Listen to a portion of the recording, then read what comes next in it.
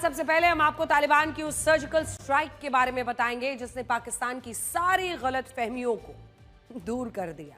पाकिस्तान ने 10 अक्टूबर को खुद को हीरो दिखाने के लिए अफगानिस्तान में घुसकर तहरीके तालिबान के ठिकानों पर एयर स्ट्राइक्स का दावा किया था। दुनिया को यह दिखाया कि पाकिस्तान की सेना और उसके सेना प्रमुख जनरल आसिम मुनीर कितने बहादुर हैं।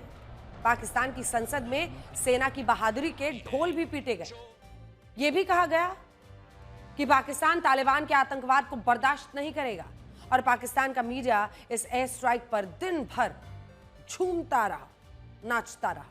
लेकिन अब तालिबान ने पाकिस्तान की सेना का वो हाल किया है कि उसके सैनिक अपनी पोस्ट छोड़कर भाग रहे हैं। सबसे पहले आप ये तस्वीरें देखिए कि कैसे तालिबान की फौज ने पाकिस्तान के अंदर घुसकर हमला किया और अफगानिस्तान पाकिस्तान के बॉर्डर पर भारी गोलीबारी।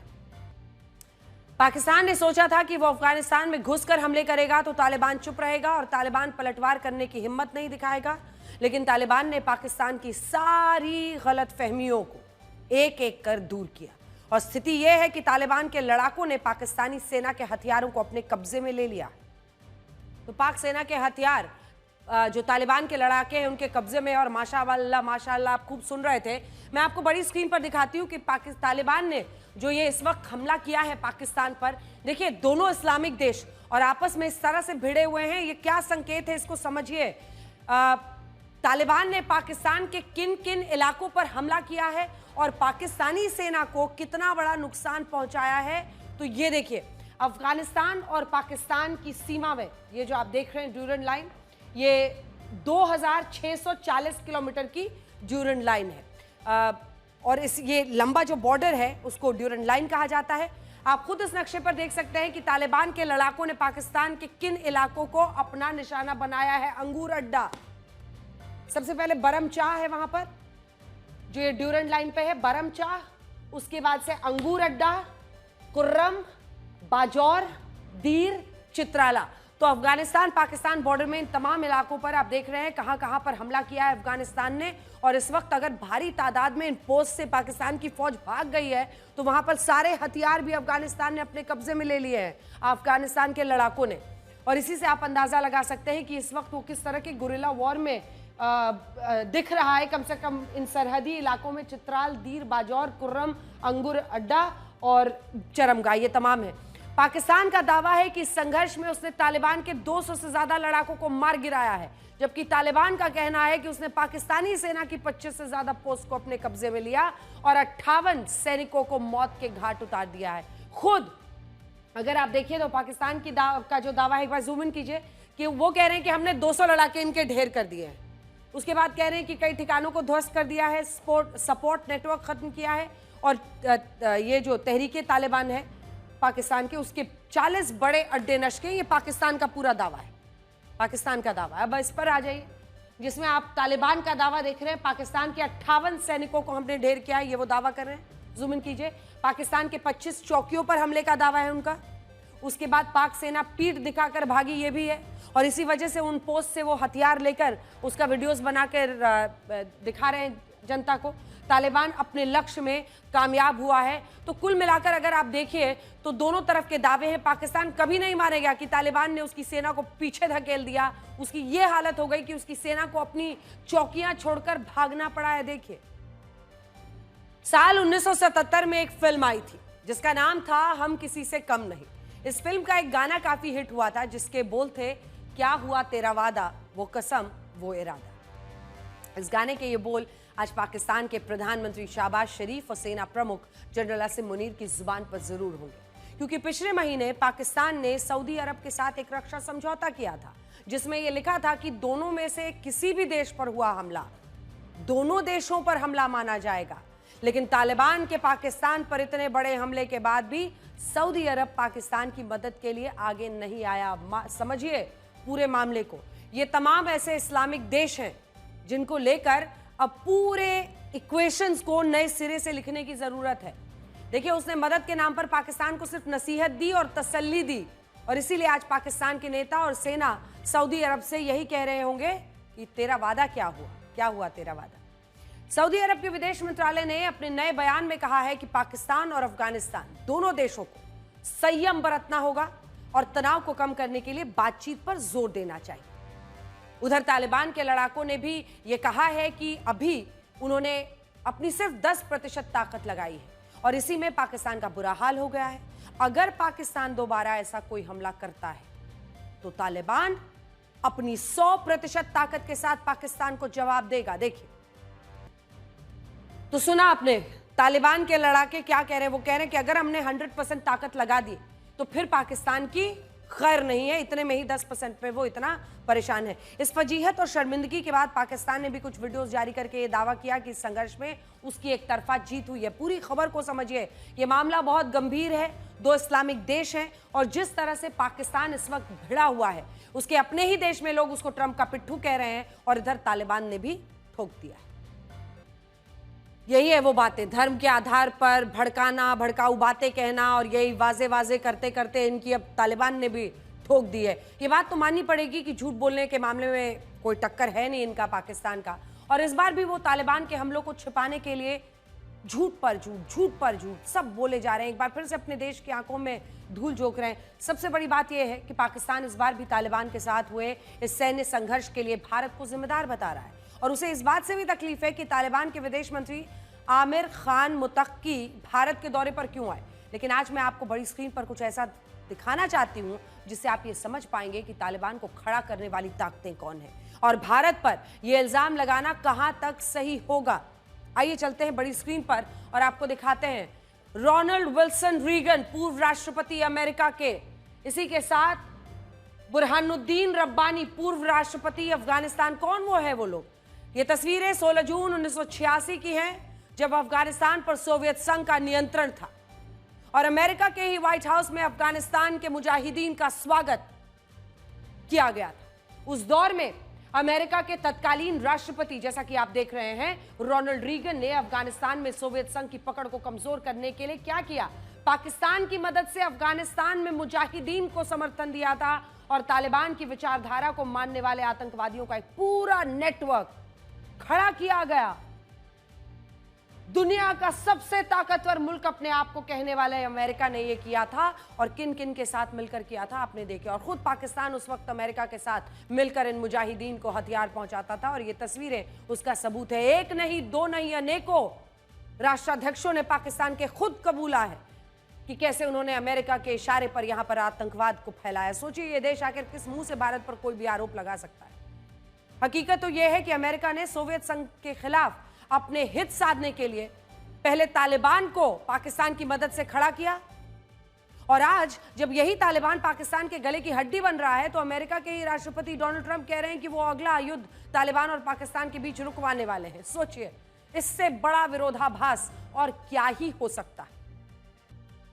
आज सवाल यह भी है कि अगर ये युद्ध बन रहा है और ये इस तरह के आतंकीपन के, मुजाहिदीन के नाम पर, उसके लिए जिम्मेदार कौन है?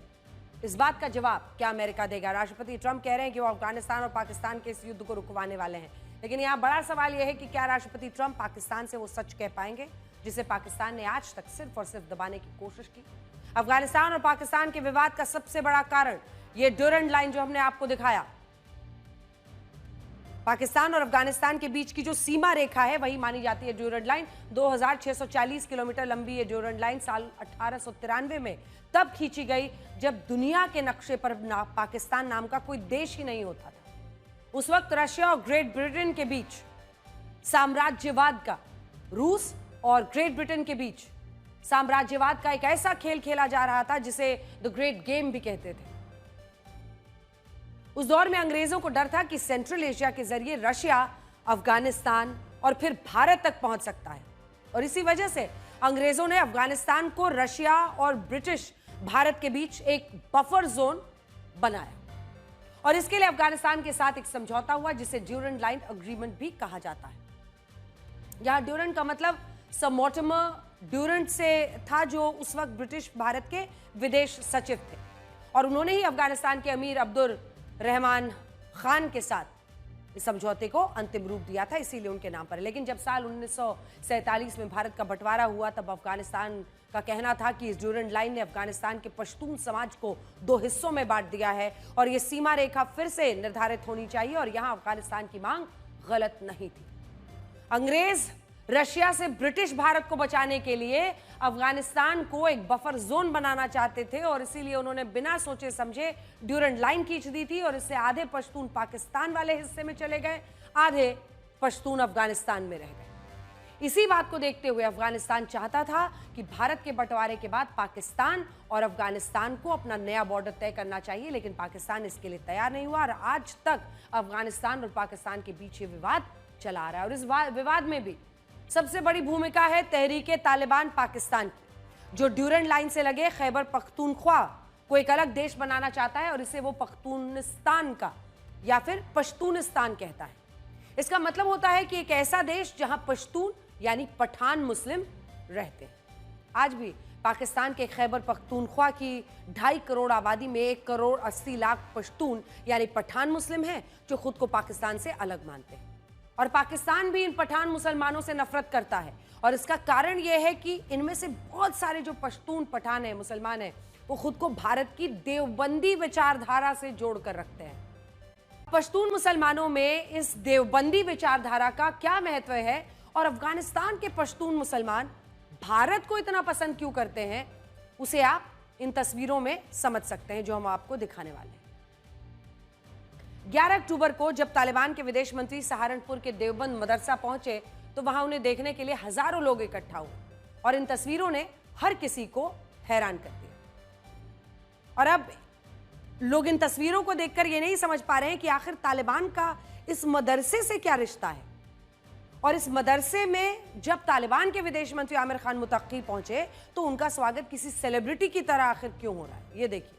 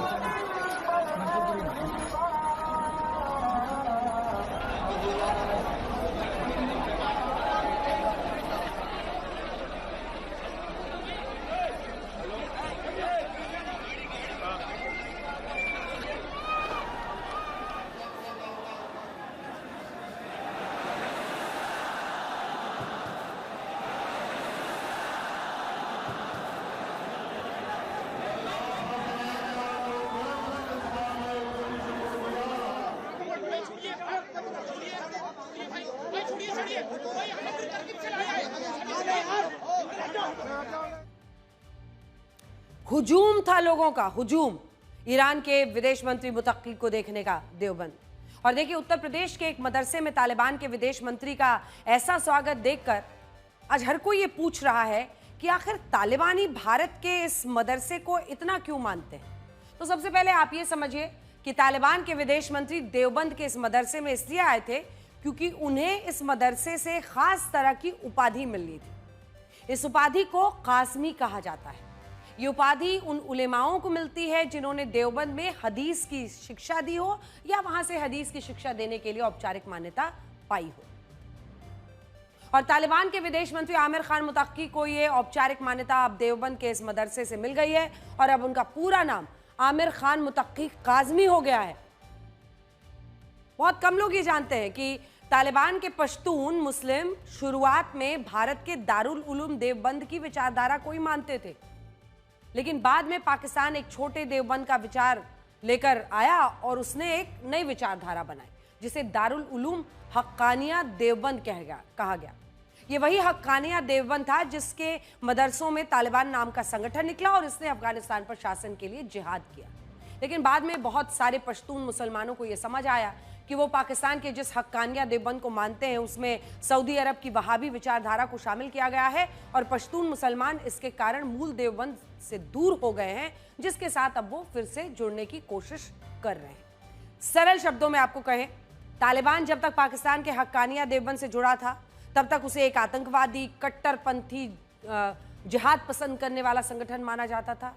लेकिन अब तालिबान भारत के मदरसे से जुड़कर यह बताना चाहता है कि वो मूल देवबंद की विचारधारा को मानता है, उसकी जड़ें किसी आतंकवादी संगठन से नहीं जुड़ी हैं। इसके अलावा यहां तालिबान पाकिस्तान को ये जियोपॉलिटिकल मैसेज भी दे रहा है कि अब अपने शासन को पाकिस्तान के प्रॉक्सी के रूप में नहीं दिखाना चाहता।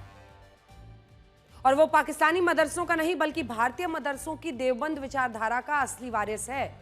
और ये एक ऐसी चीज है जिसके मायने भारत के लिए भी एक चुनौती पैदा करेंगे। ये बात हम इसलिए कह रहे हैं क्योंकि देखिए, तालिबान एक आतंकवादी संगठन रहा है, लेकिन अब वो खुद को भारत के देवबंद की इस्लामिक शाखा बताना चाहता है।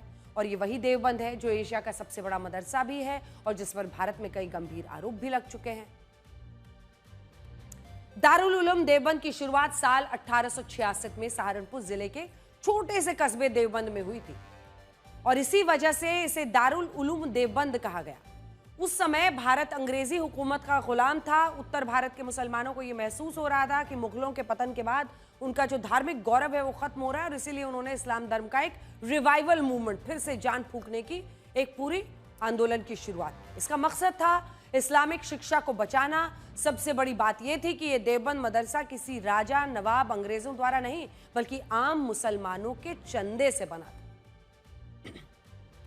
इसका मतलब यह भी था कि यह किसी सरकार या शासक के अधीन नहीं था बल्कि जनता के सहयोग से चलता था। और यहाँ कुरान याद करने के लिए को लेकर धार्मिक कोर्स सब कुछ वहां पर कराया जा रहा था। लेकिन समय के साथ इस देवबंद मदरसे को लेकर कई विवाद हुए, इस पर कट्टरपंथ को बढ़ावा देने के आरोप भी लगे।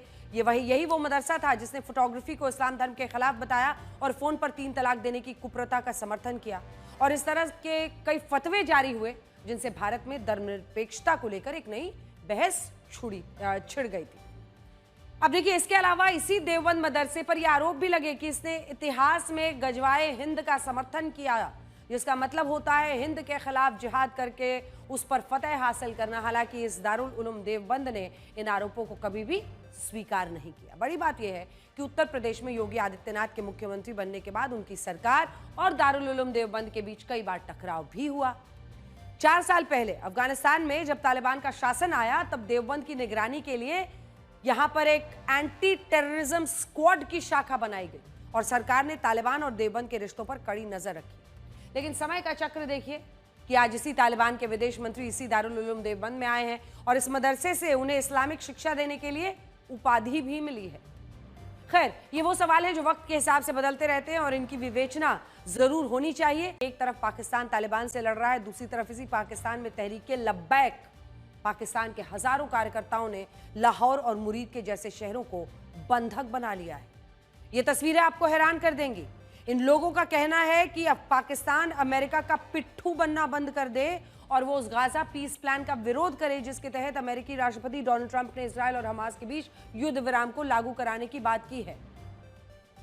इस वक्त पाकिस्तान में हालात बद से बदतर हैं। कहा जा रहा है कि मुरीदके में कट्टरपंथी संगठन तहरीके लब्बैक के प्रदर्शनकारियों पर पुलिस ने अंधाधुंध गोलियां चलाई हैं जिससे कई लोगों के मारे जाने का दावा है। स्थिति और भी तनावपूर्ण हो चुकी है। आप खुद इन तस्वीरों को देख सकते हैं कि पाकिस्तान इस वक्त कैसे जल रहा है। तहरीके लब्बैक के समर्थक दावा कर रहे हैं कि इस संघर्ष में उनके 150 से ज्यादा लोग मारे गए हैं, जबकि मुरीदके के शेखपुरा इलाके के एसएचओ की भी गोली मारकर हत्या कर दी गई है। और ये तस्वीरें देखिए, ये सब कुछ पाकिस्तान में आज दिन भर होता रहा है।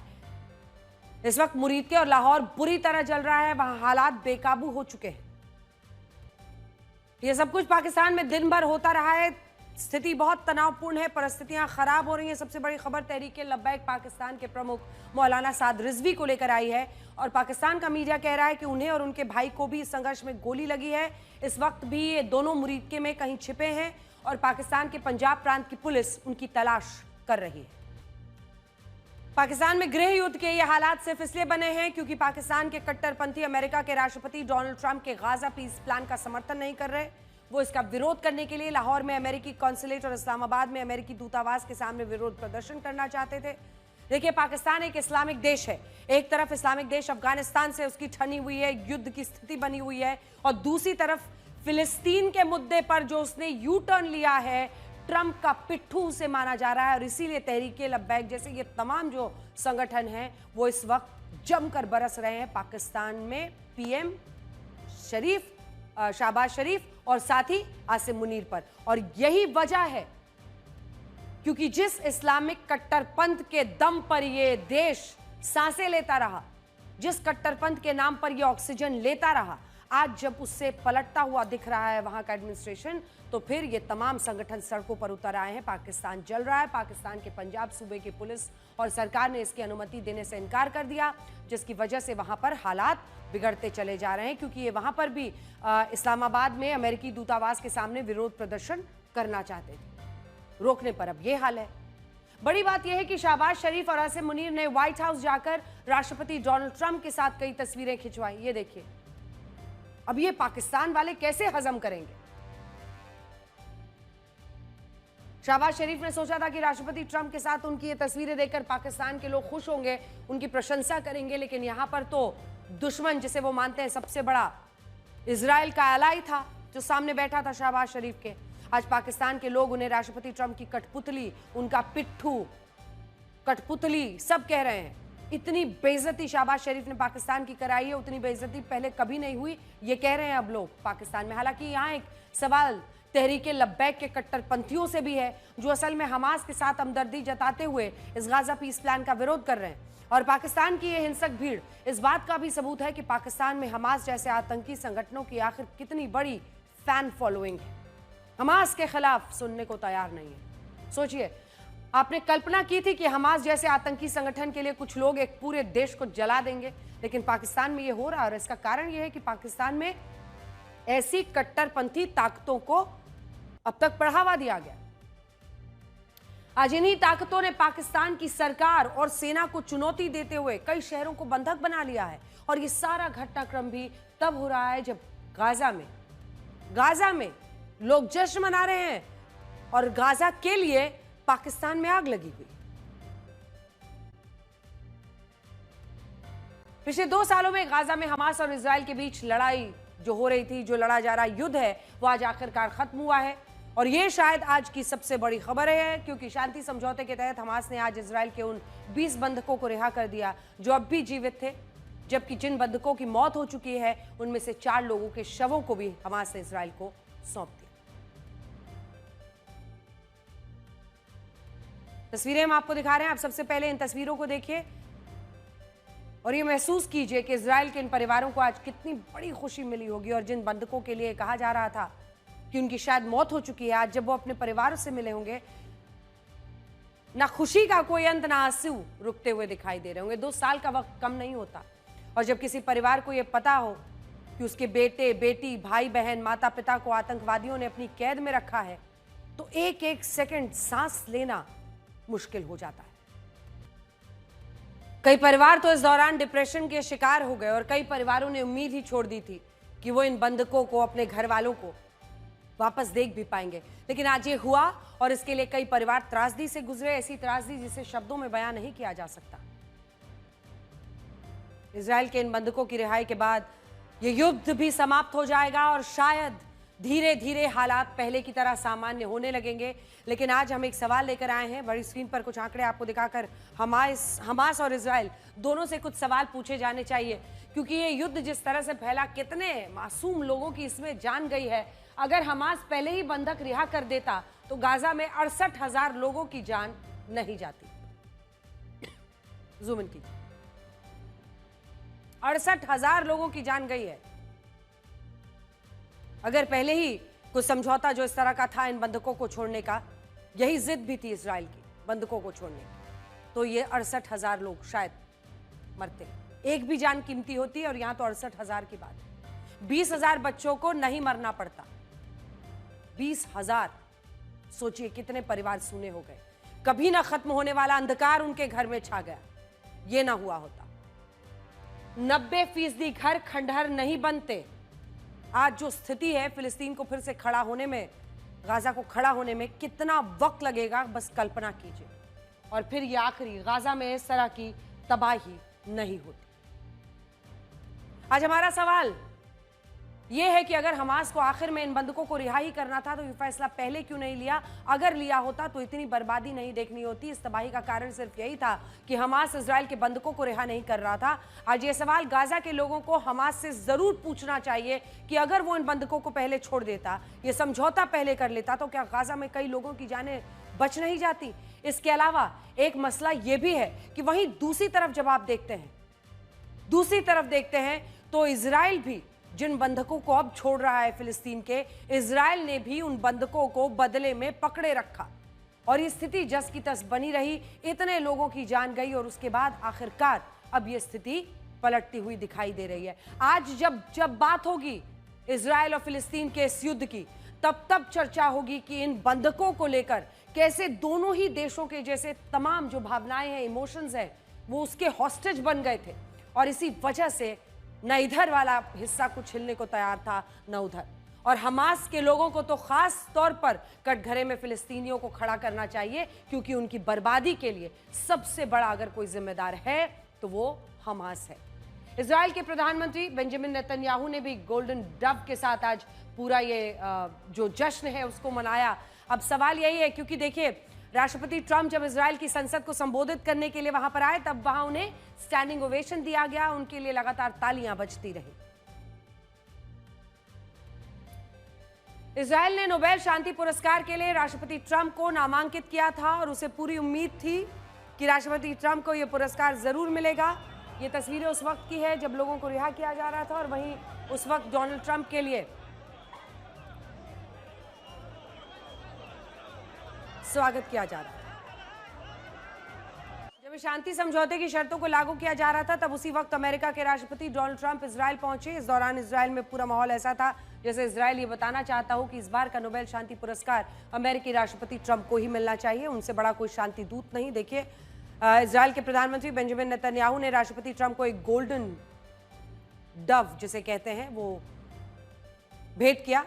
इसके अलावा राष्ट्रपति ट्रंप जब इजराइल की संसद को संबोधित करने गए तो स्टैंडिंग ओवेशन वहां दिया गया, तालियां बजती रही। हालांकि वहां मौजूद कुछ नेताओं ने उनका विरोध भी किया और कुछ शोर शराबा भी, नारेबाजी भी की डोनाल्ड ट्रंप के खिलाफ। अब हम आपको आज की कुछ शक्तिशाली तस्वीरें दिखाना चाहते हैं, जिनमें पहली तस्वीर छत्तीसगढ़ के एक गांव से आई है, जहां दो लोगों ने पीपल के एक पेड़ को काट दिया। जिस महिला ने 20 साल पहले ये पेड़ लगाया था, वो इस पेड़ के कटने से बुरी तरह टूट गई और अब इसी जगह पर पीपल का एक पौधा भी लगाया गया है। और सुबह उसने जब इस पेड़ को इस हालत में देखा तो उसके आंसू रुक नहीं पाए। ये बुजुर्ग महिला अपने पीपल के पेड़ को इस हालत में देखकर चीख चीख कर रोने लगी। वो हर सुबह इस पेड़ को पानी देने और पूजा करने के लिए आया करती थी। इस बुजुर्ग महिला को रोते हुए देखकर गांव वाले पेड़ काटे जाने। अब आपको मुंबई में राज ठाकरे की पार्टी के कार्यकर्ताओं की गुंडागर्दी दिखाते हैं। इन लोगों ने एक हिंदी भाषी महिला को अपने पार्टी ऑफिस में धमकाया, माफी मंगवाई, जलील किया, थप्पड़ मारा। राज ठाकरे की पार्टी महाराष्ट्र नवनिर्माण सेना के कार्यकर्ता हिंदी भाषी लोगों के साथ मारपीट के लिए पहले भी विवादों में रहे हैं। अब एक बार फिर वो हिंदी भाषियों को निशाना बना रहे हैं। इस महिला को थप्पड़ मारने वाली एमएनएस कार्यकर्ता का नाम स्वरा कटे है। एक दिन स्वरा कटे के पति अर्जुन कटे के साथ इस महिला का ट्रेन में विवाद हो गया था, जिसका बदला लेने के लिए स्वरा कटे ने इस महिला को पार्टी दफ्तर बुलाकर, जिस तरह से आपको त्योहारों का इंतजार रहता है, ठीक वैसे ही हमारे देश के मिलावटखोरों को भी इसका बेसब्री से इंतजार रहता है। आप अलग अलग तरह की मिठाइयां, पकवान खाने के लिए उत्साहित रहते हैं और मिलावटखोर आपकी पसंदीदा चीजों में जहर मिलाकर खिलाने की तैयारी करते हैं। त्योहारों पर लगभग हर उस चीज में मिलावटखोरी की जाती है जो घरों में इस्तेमाल होती है। आप भरोसा करें ना करें, लेकिन बाजार में बिकने वाली हर चीज शुद्ध होगी इसकी कोई गारंटी नहीं है। ना जाने कौन सी मिलावटी फैक्ट्री में कौन सा जहरीला केमिकल मिलाकर पनीर, मावा तैयार किया जा रहा है। आप तो बस शुद्धता की गारंटी वाला दावा सुनकर दुकानों से सामान खरीद लेते हैं और बीमारी को अपने घर का पता बता देते हैं। सच यह है कि इस वक्त देश में मिठाई से लेकर दवाई तक मिलावट हो रही है और आज हम आपको इसी को लेकर सावधान कर रहे हैं। पनीर हो, मावा हो या तेल, इन सब में अशुद्धता की फुल गारंटी मिल रही है। त्योहार का सीजन है और इन चीजों की डिमांड वैसे भी हाई है। डिमांड हाई होने का मतलब है मुनाफाखोरों की चांदी, क्योंकि जरूरत को पूरा करने के लिए ये मिलावटखोर 2 किलो सामान में केमिकल मिलाकर 10 किलो बना देते हैं और आप इन चीजों को शुद्ध मानकर घर ले जाते हैं। आज हम आपको मिलावटखोरी पर एक रिपोर्ट दिखाते हैं, जिसे देखने के बाद शायद आप शुद्ध के जो दावे हैं, ऐसा दावे करने वालों पर भरोसा करना छोड़ दें।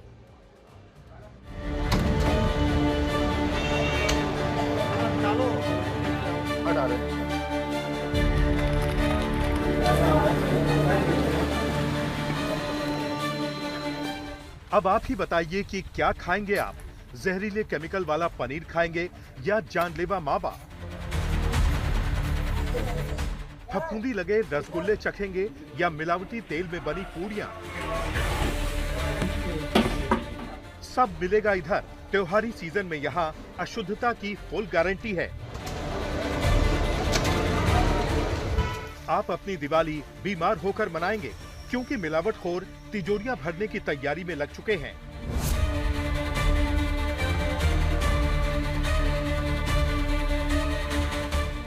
हम आपको यूपी का उदाहरण दें तो नोएडा, बुलंदशहर, औरैया, बस्ती, गोरखपुर, देवरिया, कहां जाएंगे आप? हर जगह ये मिलावटखोर आपको जहर खिलाने के लिए अपनी कमर कस चुके हैं।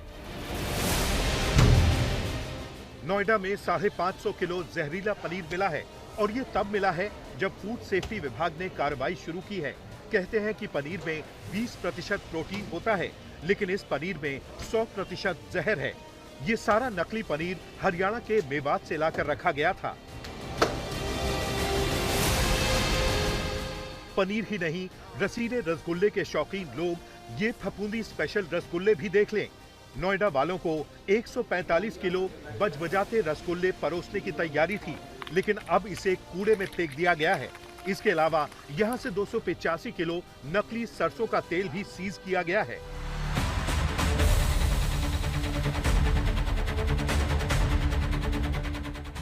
नोएडा से करीब 70 किलोमीटर दूर बुलंदशहर में खाद्य विभाग ने नकली सामान की फैक्ट्री पकड़ी है। यहाँ पर उन्हें मिलावटी पनीर और जहरीले केमिकल से तैयार दूध मिला है। खाद्य विभाग ने 450 किलो जहरीला पनीर और 540 लीटर नकली दूध कूड़े में फेंका है। आप सोचिए, ये सारी चीजें कहां-कहां तक जाने वाली थी।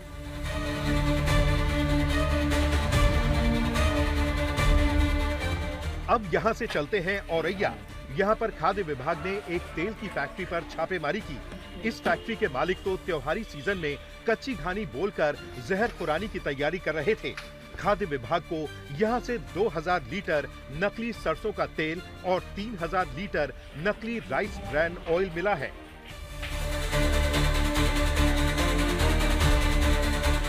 औरैया के बाद चलिए जिला बस्ती। यहाँ पर खाद्य विभाग को 406 किलो नकली मावा और करीब 50 किलो नकली बर्फी मिली है। खतरनाक केमिकल से बना ये मावा बस्ती और आसपास के क्षेत्रों में मिठाई वालों को बेचा जाना था। खाद्य विभाग ने बुलडोजर लगाकर सारा नकली मावा जमीन में दबाया है। देखिए, एक बात तय है कि इस तरह की मिलावटी और जहरीली मिठाई या पनीर खाने से आप बीमार पड़ेंगे और इसके बाद इलाज के नाम पर दवाइयां भी खाएंगे, लेकिन जो नुकसान आपकी सेहत को लंबे वक्त के लिए हुआ है वो पलट जाएगा, इसकी कोई गारंटी नहीं है। मुमकिन है कि दवाइयां खाकर आप और बीमार पड़ जाएंगे, क्योंकि ये दवाइयों में भी मिलावट हो रही है।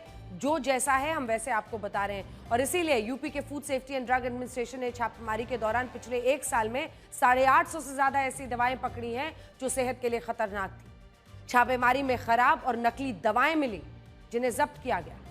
पिछले 1 साल में एफएसडीए की टीम ने जिन 858 दवाओं को अपनी जांच में गलत पाया, इसमें 115 दवाएं नकली थी, 662 दवाएं खराब क्वालिटी की और 91 दवाएं गलत ब्रांड के नाम पर बेची जा रही थी।